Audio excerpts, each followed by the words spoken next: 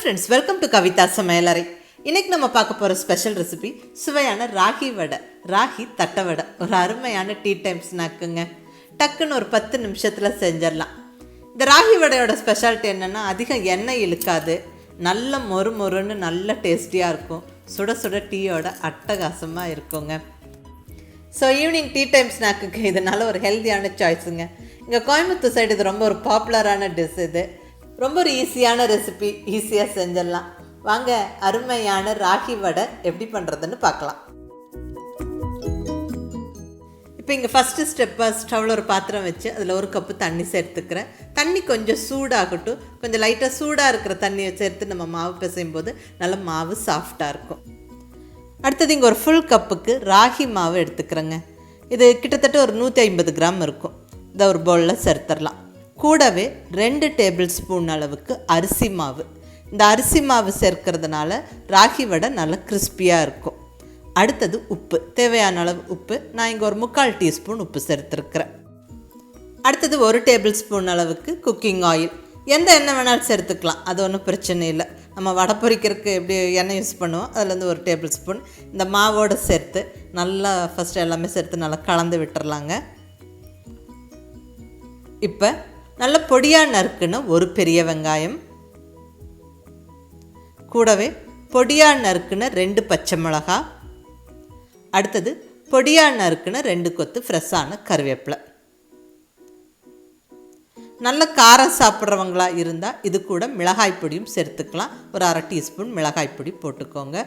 அது உங்களுடைய டேஸ்ட்டுக்கு தகுந்த மாதிரி ஆப்ஷனல். இப்போ இதை நல்லா கலந்தாச்சு. இப்போ தண்ணி சேர்த்துடலாங்க. இங்கே கொஞ்சம் சுடு தண்ணி சேர்த்துக்கிறேன்.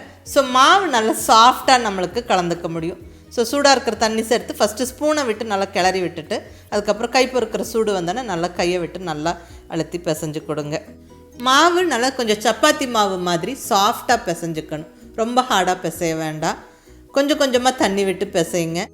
நான் இங்கே ஒரு 3/4 கப்புக்கு மேலே வார்ம் வாட்டர் சேர்த்துருக்குறேன்.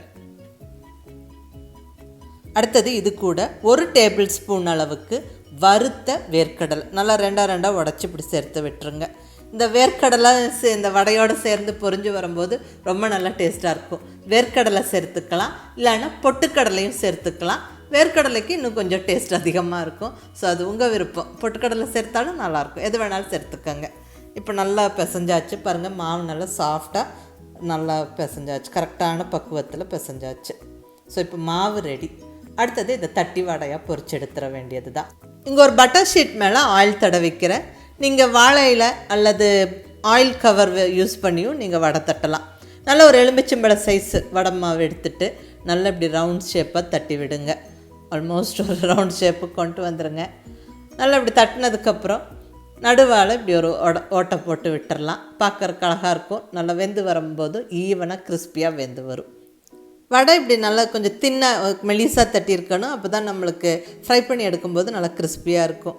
ஸோ இப்போ ஆல்மோஸ்ட் ரவுண்ட் ஷேப்பில் தான் இருக்குது. இல்லைங்க எனக்கு பர்ஃபெக்டான ரவுண்ட் ஷேப் வேணும் அப்படின்னு யோசிச்சிங்கன்னா ஒரு மூடி வச்சு இப்படி அழுத்தி விட்டு சுற்றிலும் இருக்கிற அந்த எக்ஸ்ட்ரா மாவை எடுத்துருங்க.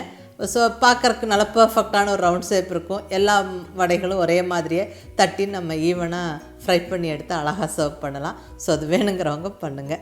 ஸோ இங்கே நல்லா தட்டியாச்சு பாருங்கள். எல்லா வடைகளும் ஒரே மாதிரியாக ஈவனாக இப்படி தட்டி எடுத்து வச்சாச்சு.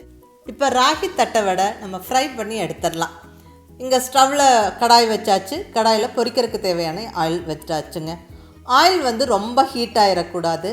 ஒரு மீடியம் ஹீட் ரீச் ஆனதுக்கப்புறமாவே நம்ம வடைகளை போட்டு மெதுவாக அப்படியே ஃப்ரை பண்ணி எடுக்கணும். அப்போ தான் நல்லா கிறிஸ்பியாக இருக்கும். ஸோ ஒரு டெஸ்ட் பண்ணுறதுக்கு ஒரு சின்ன பீஸ் போட்டோம், அது ஃப்ரை ஆக ஸ்டார்ட் ஆகுது. ஸோ கரெக்டான பக்குவத்தில் எண்ணெய் சூடாகிடுச்சு. இந்த பீஸை நம்ம வெளியே எடுத்துகிட்டு இப்போ நம்ம ராகி வடைகளை உள்ளே போட்டு விட்டுறலாம். பொறுமையாக அழகாக இப்படி எடுத்து நம்ம சைடிலேருந்து இப்படி போட்டு விட்டுறணும். நம்ம எவ்வளோ எண்ணெய் பொரிக்கிறதுக்கு வச்சுருக்கோமோ அதுக்கு தகுந்த மாதிரி 2 அல்லது 3 வடை ஒன்றா சேர்த்து போட்டு நம்ம பொரிச்சு எடுக்கலாம். எண்ணெய் வந்து மீடியம் ஹீட்டில் தான் இருக்குது. ஸ்டவ்வும் கண்டிப்பாக மீடியம் ஹீட்டில் வச்சுக்கணும். போட்ட உடனே மிதந்து வராது, கொஞ்சம் கீழால் இருக்கும். அப்புறம் அப்படியே சூடாகி அது பொரிஞ்சு வர ஸ்டார்ட் ஆக மேலே மிதந்து வர ஆரம்பிச்சிடும். இதுவாகவே அப்படியே பொரிஞ்சு வரணும். அப்போ தான் நல்லா கிறிஸ்பியாக இருக்கும். சட்டுன்னு நம்ம ஹீட்டான ஆயிலில் போட்டோம்னா மேலே கரிஞ்சிரும், உள்ளே ப்ராப்பராக வெந்திருக்காது, நம்மளுக்கு நல்லா கிறிஸ்பியாக இருக்காது. ஸோ மீடியம் ஹீட்டில் மீடியமான சூடில் இருக்கிற ஆயிலில் போட்டு பொறுமையாக பொரிச்செடுங்க. அதே மாதிரி ஆயிலுக்குள்ளே போட்ட உடனேயே திருப்பி விடாதீங்க, கொஞ்சம் ஒரு நிமிஷம் விட்டுட்டு திருப்பி விடுங்க.